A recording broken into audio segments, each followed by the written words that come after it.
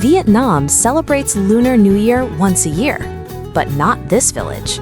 This village has its own New Year, and the rules are completely backwards. You don't need an invitation. In fact, if a stranger shows up at your door during the celebration, that's even better, because they believe strangers bring good luck. I stayed here for 24 hours to find out why, and this unusual celebration has an equally unusual name: Tet Khom Day.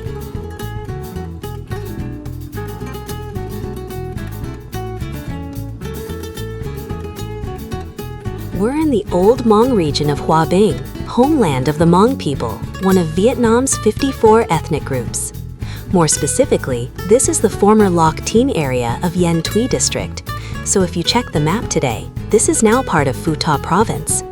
If your map still says Hoa Binh, it simply hasn't been updated yet. Remember that. I've barely reached the entrance of the village, and I can already feel that something is happening. Look at this road. Absolutely spotless. People have swept and cleaned everything from one end of the village to the other. In America, we have that tradition of cleaning the house before Thanksgiving, right? This is like the entire village doing it together. And it tells me something before I even ask anyone. This celebration really matters here.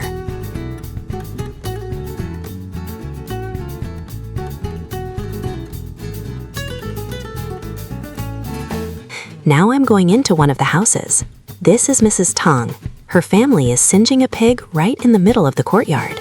I ask him whether his family is celebrating in a big way this year, and his answer stays with me. Not especially big this year, but this is a ritual handed down by our ancestors, so the younger generations continue it. If we have more, we celebrate more. If we have less, we celebrate modestly. But the ritual itself can never be abandoned. The ritual can never be abandoned. Poor families do it, wealthier families do it. The scale can change, but the tradition cannot disappear. Then I ask the question anyone making a travel documentary should ask before sticking a camera into somebody's home. I'm a stranger. Is there anything I should avoid doing today? She laughs. Nothing at all. The more relatives and friends who come today, the happier we are.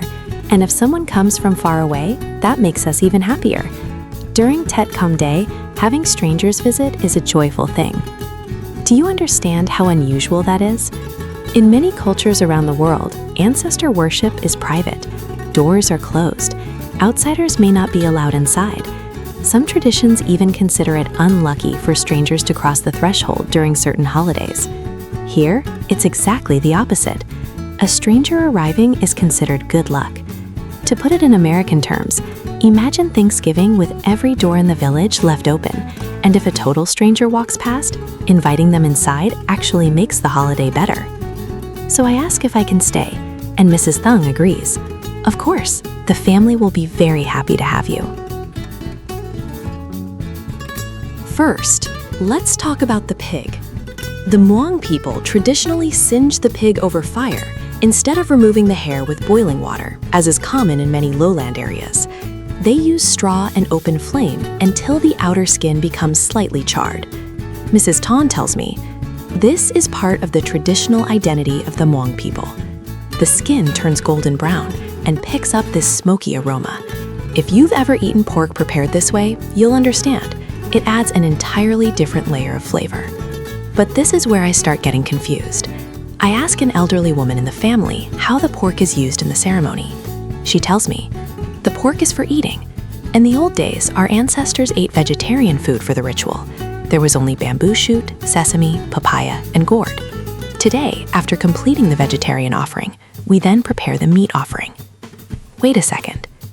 This festival, where the whole village is slaughtering pigs, grilling fish, and cooking chicken, originally began with the vegetarian meal of poor people. Bamboo shoots, sesame, papaya, gourd. That's it. And that simple meal must still be offered first. The meat comes afterward. I'll explain why later when we meet the ritual master, but remember this detail. Poverty first, abundance second. The order cannot be reversed. Picking papayas from the garden. Mrs. Thong invites me into the garden to pick papayas, and I ask him directly, why does it have to be papaya? She tells me, the elders said that people were extremely poor in those days, They had almost nothing to offer. Bamboo shoots and papayas were things they could grow themselves. Rice was scarce. Then she says something that I immediately write down. The offerings must come from what your own family produces. If you have to go out and buy them, then it's as though your family is still suffering from hunger that year. There it is. That's the real rule behind this offering. It isn't about whether the food is expensive or cheap. It's about one question. Did this grow on your own land? Because if you have to buy it at the market, then in a way, the offering is lying. The whole point of this meal is to remember a time when people couldn't buy anything at all. I think that's one of the most honest philosophies about food I've ever heard. The work at Mr. Thong's house will continue again around 8 p.m. So for now, I'm going to walk around the village.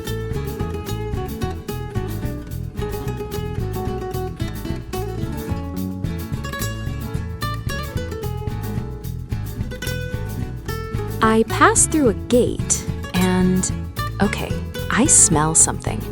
Grilled fish. I have to go inside. A group of men are grilling fish over charcoal, and they immediately hand me a skewer and tell me to try. Go ahead, grill it. See how the Muong people prepare fish. This is grass carp. And here's the technical detail I love most. You can grill it once and eat it immediately, but according to Muong tradition, the fish has to be grilled over 2 fires. 2 fires. Grill it once, let it cool, then grill it again. Anyone who loves barbecue will understand the principle. The first round cooks the meat and removes some moisture. The second firms up the flesh and drives the smoky flavor deeper inside. People here have been doing this for generations, long before the internet started debating barbecue techniques. And this fish is also part of the offering. Fish, rice, papaya. Everything has a place. I returned to something that confused me earlier. I thought Ted Com Day only involved vegetarian offerings. That's right. According to the old story, our ancestors had almost nothing to eat, so they used simple vegetarian food, papaya, gourd, bitter bamboo shoots, and Com Day. Today, living standards are better, so families add more dishes, but even those new foods have to be offered to the ancestors first. The people who created this Tet Com Day tradition must eat before we do. The time of the ceremony varies from family to family. Some begin at 9 or 10 p.m., others wait until midnight. And then he tells me something that shows just how local this tradition really is. Even within this commune, only a few hamlets celebrate Tet Com Day. It didn't begin everywhere. It originated here in Din Hamlet and gradually spread to nearby communities. Did you hear that? Not the whole province, not the whole district, not even the whole commune, just a handful of villages. And the place where I'm standing is where it began. There's one more food that every household here prepares, and if you ever visit, you have to try it: pickled mustard greens. But the Mourne version is different. You have to use plenty of ginger. The aroma of the ginger makes the pickled greens especially delicious. And they need at least 4 or 5 days to ferment. You can't make them as a quick pickle. They're perfect with boiled pork and grilled fish.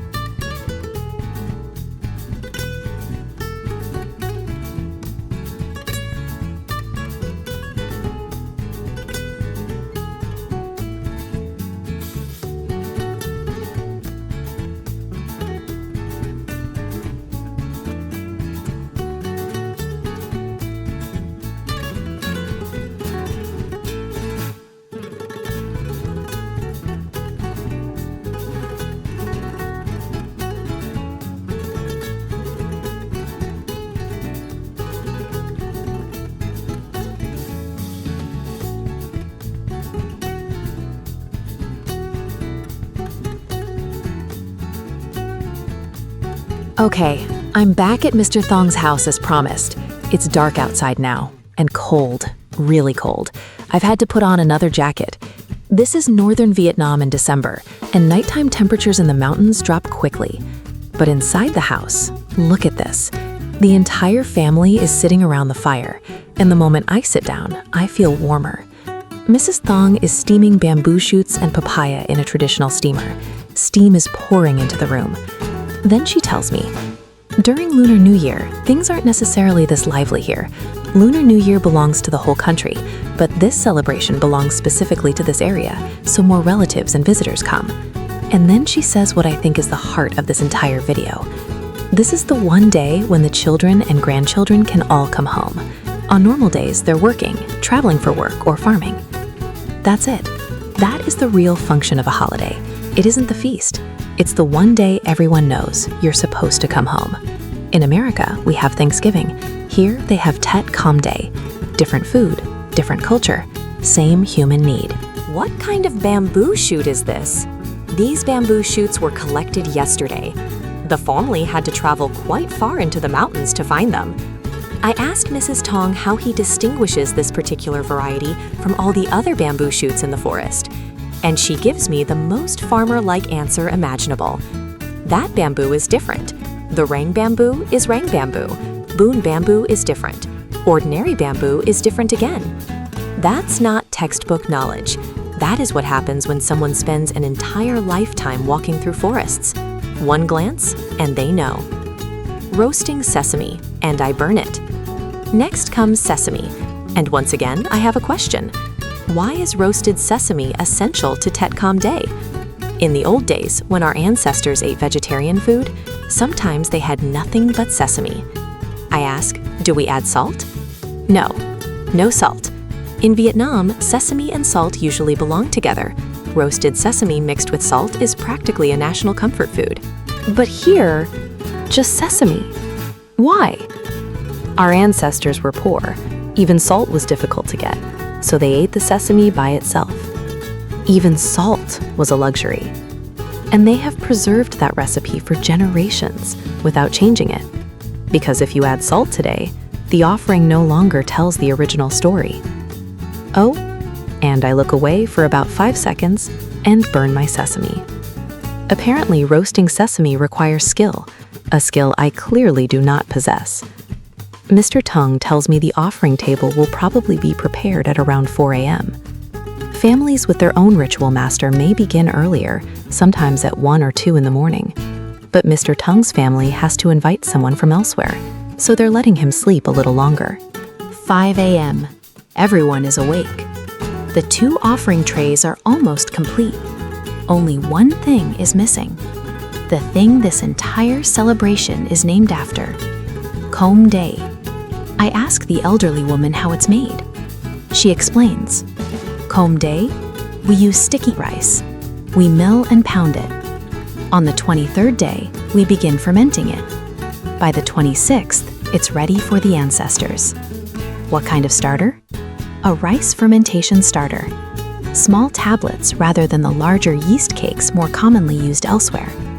So, sticky rice, fermentation begins on the 23rd, and it is eaten on the 26th. 3 days of fermentation. The smell is unmistakable. Sweet fermented rice, almost like rice wine. A little sharp in the nose. If you've tried Japanese amazake or Korean makgeolli, you're somewhere in the same flavor universe. But Khaum Day isn't something you drink. You eat it with a spoon. Imagine a lightly alcoholic fermented rice pudding. Sweet, soft, fragrant. And the grandmother gives me the simplest explanation possible. Tet Khaum Day can never be without Khaum Day. That's what the festival is named after. Exactly. Take away the Khaum Day, and it isn't Tet Khaum Day anymore. The ceremony traditionally takes place during the night or before sunrise. According to the beliefs of the Muang Ram people, this is a sacred time. The air is clean, the temperature is cool, and the world is still. Something I've never seen anywhere else. During the ceremony, I noticed the ritual master holding several small bamboo sticks. I have no idea what they're for, so I ask. These replace what people in the lowlands might do with coins or bronze instruments. We only use the bronze gong inside a temple. When worshiping ancestors at home, we use these, bamboo sticks. We make 3 of them and use them to ask for yin and yang. Let me explain. Asking yin and yang is essentially a ritual way of asking the ancestors a yes or no question. You cast an object down, and the position in which it lands becomes the answer. Across lowland Vietnam and much of East Asia, people may use coins or two crescent-shaped wooden blocks. If you visited temples in China or Taiwan, you may have seen something similar. But here, inside the family home, they use bamboo. Coins belong to temples. Same ritual, different material. And to me, that is folk culture in its purest form. People don't wait for somebody to tell them what the official object should be. They use what grows outside their house. What happens after the ceremony? After the ceremony, the children and grandchildren gather together. First, we eat the vegetarian food, including the com di. After that, when relatives and friends from other places arrive, we begin eating meat and drinking rice wine. There it is again. The same rule. Vegetarian first, meat second. Poverty first, abundance later. Nobody here reverses that order. Not even the wealthiest families. And now, an elderly man tells me the story behind the entire festival. This is why Tet Com Day exists. Nobody remembers exactly when it happened, but according to the story, there was once a general leading his soldiers to war. During their march, the army passed through this region, and they were starving. Not we skipped lunch hungry. They were exhausted. Their supplies were gone. The general asked the villagers for help, but the villagers themselves had almost nothing. No spare rice, no meat, no food stores. So what do they have? Wild bamboo shoots, gourds, papayas, a little rice, a little salt. And they gave the soldiers everything they had. The army ate. Not a feast, the poorest food imaginable, but it was enough. Then the soldiers continued their campaign, and they won. After the enemy was defeated, the general returned. He had not forgotten. He remembered the village that had shared its last meal with his starving soldiers. But when he came back, the region was suffering from drought. There had been no rain. The people were hungry. So the general built an altar at the place where Ram communal house would later stand. He made offerings to heaven. He prayed for rain. He prayed for a good harvest. And when the ceremony ended, it rained. And this is where I got goosebumps. I'm sitting there listening to this story before sunrise, and suddenly I remember something. It rained last night, quite heavily, just before dawn. The courtyard is still wet. There are still drops of water on the leaves. I mention it, and the entire family simply nods, as though it's perfectly normal. I'm not telling you there's anything supernatural happening here. December rain in the mountains of northern Vietnam is hardly impossible.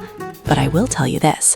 When you're sitting in a smoke-darkened kitchen, listening to an 80-year-old man tell a story about rain that may have happened 1,000 years ago, while the courtyard outside is still wet, you understand how a story can survive for that long. That is why this region has Tet Com Day, and other places don't.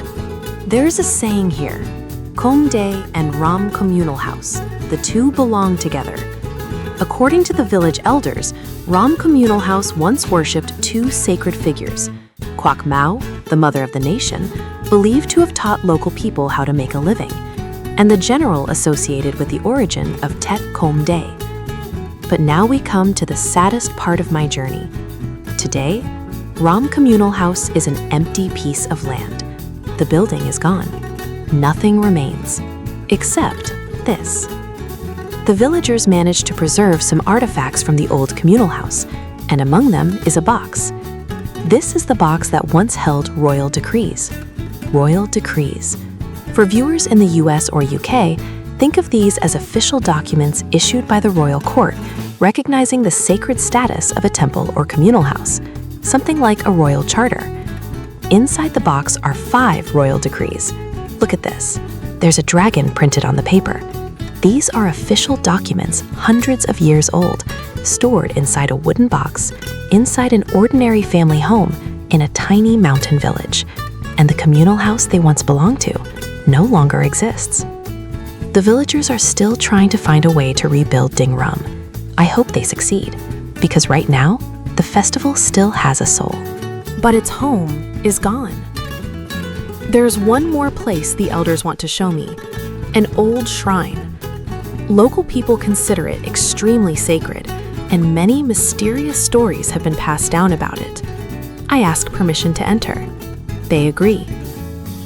According to legend, this is where Quoc Mao once stopped to chew betel and drink water.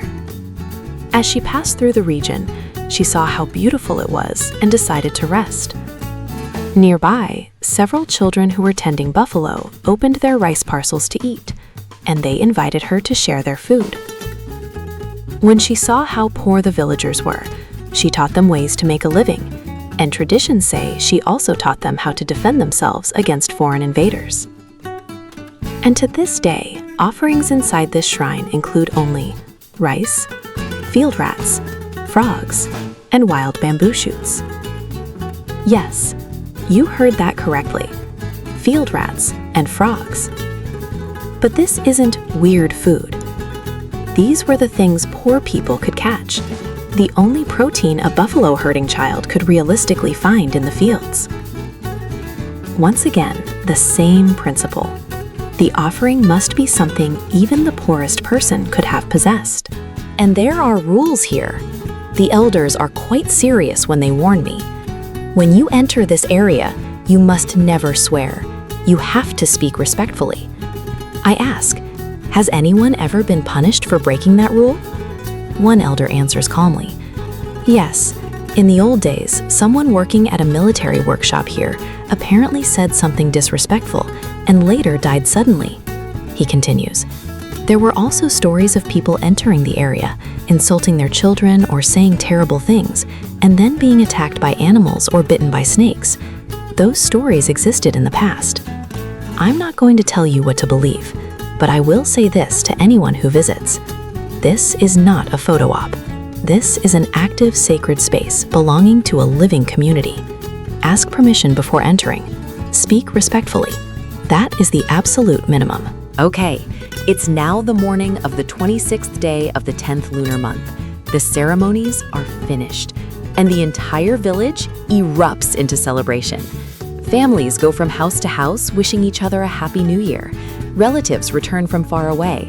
People carry gifts down the road. I met a woman walking with a package in her hand. She isn't from this village. She has traveled here to visit her sister-in-law. I ask, do you come to celebrate Tet Kum De every year? Yes. And here are two final details you need to understand this festival properly. First, among the Muang Ram community, traditionally only the Bui and Guach family clans actually host Tet Kum De. Other families come and join in the celebration. Second, throughout the entire 26th day, everyone gathers together. Children, grandchildren, relatives, friends, people from neighboring villages, and strangers from far away. Everyone eats Kum De. Everyone drinks traditional leaf-fermented rice liquor. There is no guest list, there is no invitation. If you are there, there is a place for you at the table. Finally, I try Kum De. All right, this is what I've been waiting 24 hours to taste. The smell? Definitely fermented sticky rice. Sweet, fragrant, a little sharp. The taste? Slightly sweet, very aromatic, and you can clearly taste the fermentation in the finish. The texture is soft. The rice grains are still intact, but they're wet and glossy. And I have to warn you about something. I've eaten only a few spoonfuls, and my face is already getting warm, a little red, and I'm feeling slightly lightheaded. This is fermented sticky rice. It contains alcohol. Technically, it's food, but it's also sort of a drink. So if you come here and somebody gives you a bowl, eat it, absolutely. Just don't eat 3 bowls and then announce you're driving back to Hanoi that afternoon. Trust me. Then one of the visitors gives me this blessing after I ask whether eating Kum De is supposed to bring good luck. Only the people of this village have this Tet Kum De celebration, so we are visitors too. We heard that the festival was happening here today, so we came to celebrate with this family. After you have eaten Tet Kum De here, when you return home, may you be healthy. May your family be healthy. May everyone traveling with you remain healthy. That blessing came from someone I had met only 10 minutes earlier. Okay, let me wrap this up. When I arrived here, I thought I was going to film a mountain festival. Interesting food, traditional clothing, some beautiful B-roll. Done. But what I'm leaving with is an entirely different question. Most holidays around the world celebrate victory. We celebrate independence, military victories, the births of great people. Tet Kum De doesn't. Tet Kum De celebrates a bad meal. It remembers the day when a village had almost nothing and still gave everything it had to feed hungry strangers. That is why the vegetarian offering comes before the meat. That is why the sesame has no salt. That is why the offering should come from the family's own land. And that is why, perhaps most beautifully of all, a stranger arriving at your house is considered good luck, because this entire festival began with feeding strangers. And here's the part I can't stop thinking about. This festival doesn't need official permission to survive. It isn't a national holiday. You won't find it printed on your calendar. Its communal house has collapsed. All that remains is an empty patch of ground and 5 royal decrees kept inside a wooden box. And yet, every year the village still wakes up at 4 a.m. Because, as Mrs. Thong told me, if we have more, we celebrate more. If we have less, the ritual still cannot be abandoned. Anyone who has visited the Muang Ram people and eaten a bowl of com day will remember its flavor. But more than that, they will remember the hospitality of the people here. So if you're planning a trip to Vietnam, remember this. Every year, around the 25th and 26th days of the 10th lunar month, usually sometime around late November or early December, find your way to this Muong region in what is now Phu Tho province, formerly part of Hoa Binh. You don't need an invitation, you just need to show up. If you enjoyed this video, leave a like and tell me in the comments, does your country have a holiday that exists only in your region, something the rest of the country doesn't celebrate? I want to hear about it. I'll see you in the next episode.